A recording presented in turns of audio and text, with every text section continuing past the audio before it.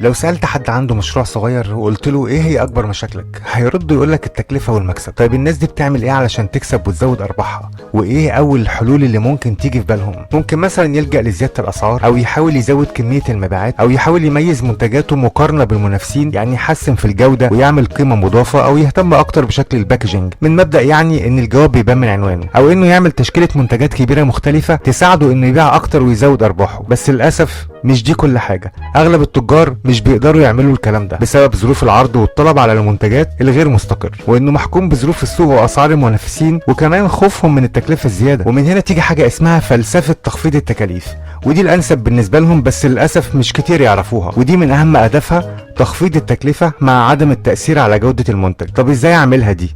هقول لك. اول حاجه لازم تفكر فيها وسيله تقلل بيها الوقت والجهد اللي بيضيع في عمليه الانتاج، واختصار الاجراءات الكتير اللي بتعطلك، وانت طبعا ادرى بطبيعه شغلك، وده معناه وفر في الطاقه والمجهود وانتاج اكتر في وقت اقل.